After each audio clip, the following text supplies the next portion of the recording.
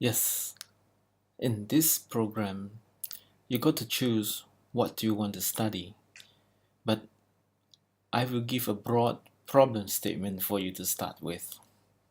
And this problem statement states the theme of the program. It is about plural existence and about multicultural society. So,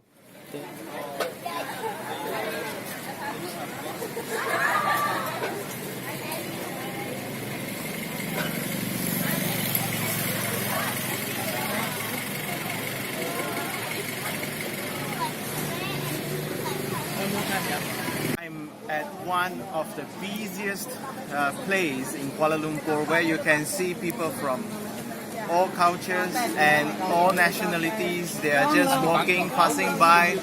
There are also foreign sellers making their living. You have heard about this term called melting pot, but is Malaysia really a melting pot? We always talk about there are three major races in Malaysia, the Chinese, Indian and Malay, but is that all about it? So we would like to invite you to develop your own questions about how different kind of people live together in one country. And we look forward to what do you discover and your own perspective on this issue. it is about plural existence and about multicultural society. So there is a running question that I have been mentioning, which is what are the best possible or creative ways forward for a society that has accepted plural existence in polarized form? Now, when you see a society accepted plural existence in polarized form, you may know that I'm talking about Malaysia, where people do not mix together. They live separately. The different ethnic group lives separately. So, but you can also come up with your own questions. So these questions is not fixed. Now, I would like to tell you a story. Have you seen a My card before? This is an identity card that every Malaysian will carry. So you take a look, there is fingerprint on the card, and you will see this is how the Malaysian is being categorized and registered. And on the right, bottom right, you can see even the religion is stated. Now, this is a website of the Statistic Department of Malaysia where they provide information of populations. And when I search using this website, for example, to get the population of one of the state in Malaysia, Malacca, this is what I get. You can see there is a column of ethnic group, and go down, then you can see total number of people, and you can see the first category is Putra, which is the native people, a category created by the government to include the natives and the Malay natives. And you can see the Chinese, and you can see Indians, and you can see the others, and followed by non-citizens. So this is how the government has been explaining the ethnic groups in Malaysia, and this has been done for the past 60 years. But in reality, there are more than 100 languages being spoken in Malaysia. But you see, there's only 4 groups of people in Malaysia, which is Putra, Chinese, Indians, and others. So that give a very intriguing questions of whether this government category really represents the real multicultural society in Malaysia. And more interesting, now you have the hidden populations that is growing very fast. You can see the non-citizens is occupying quite a significant numbers, and in reality there are many who are not registered, and it is said that the non-registered citizens is also having the same number with the non-citizens registered here.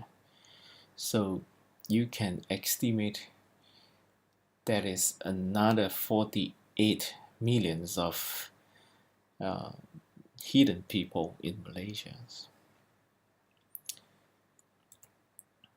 So if you are interested, you can go to this website, see one of the Malaysian artists is singing, reflecting how some of the areas in Malaysia is preoccupied by the non-citizens, and these non-citizens come from various places, and in this regard come from Bangladesh, and he used a creative term called Bangladesh.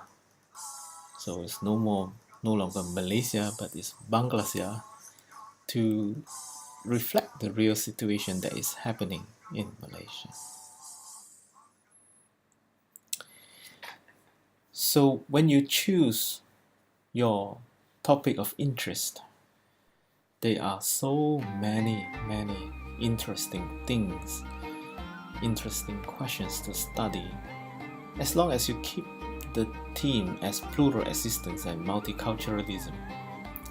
So that I need you to follow, but there is a vast array of information for you to study, and you also need some prior information about Malaysia before you can start. But here I provide a guide, just a kind of guidance for you to start with. You can study about social polarization, the divide and rule policy of Malaysian government, the inter-ethnic issues, national integrations. You can study about finance, home economy, consumers, shopping malls, markets. You can also focus on OEM, visiting factories, look at the foreign investment, the Japanese company, factories, industries, car industries. And halal food is a very interesting phenomenon in Malaysia, and we have a very good leading industry of halal food.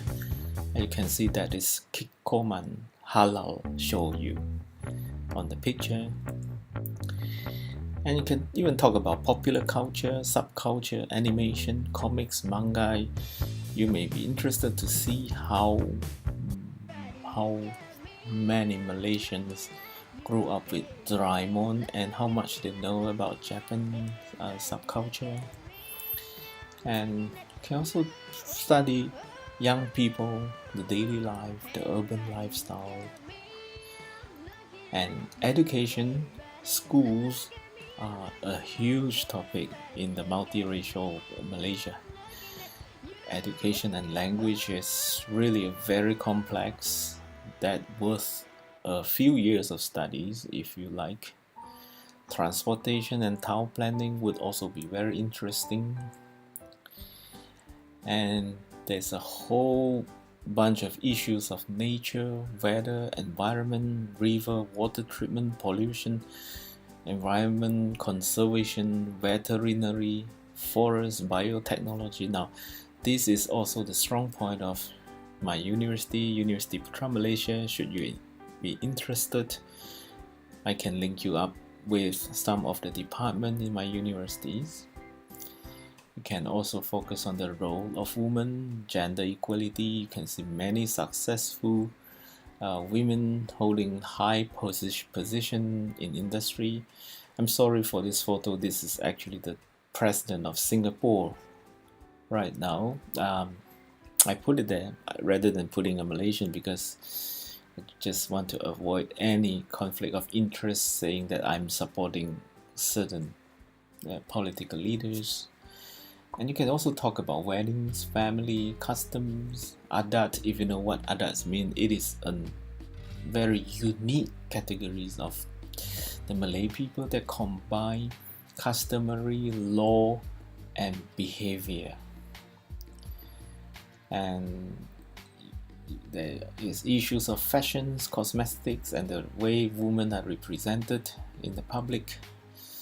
You can also talk about body movements. I did an interesting comparison between the way Japanese walk and the way Malay walks. The way they sway their hand, you can have a good comparison looking at all different kind of ethnicities, how they walk. And you can also study different movements in dances. There are a lot of arts, a lot of music, traditional and modern theaters. And there are, I think, thousands of mosques and with very interesting architectures, with changing architecture, changing style of architectures, issues of religions, religious tolerance, heritage building. You can also study on the way the houses are designed, the kampung house, traditional house, modern building. And the Chinese community has a lot to offer in terms of research. Kampung Baru was a settlement set up to fight against the communists, which is connected to the mainland Chinese, which is a very interesting and very important history in the modern Malaysia. And the issue of Japanese occupations, the massacre that happened, World War II, and that photo is actually a gravestone, it's a cemetery to commemorate the victims. And about the hidden populations, the foreign workers that you can see them on the streets, in the restaurant, everywhere, and also in the factories, but they are not many, are not getting enough salary. And the children of refugee, there are large-scale refugee schools in Malaysia, their welfare, and the welfare of children with disabilities. Can talk about music therapy, social welfare, senior citizen medication clinics, and finally there are sports, games, and recreation. So these are all for your imaginations, but what I need you is to do your own survey and do your own search on the net and to come up with your own questions. So now write your questions about plural existence and multiculturalism. Of course, not doing it in the class, but I will guide you into this slowly. Thank you.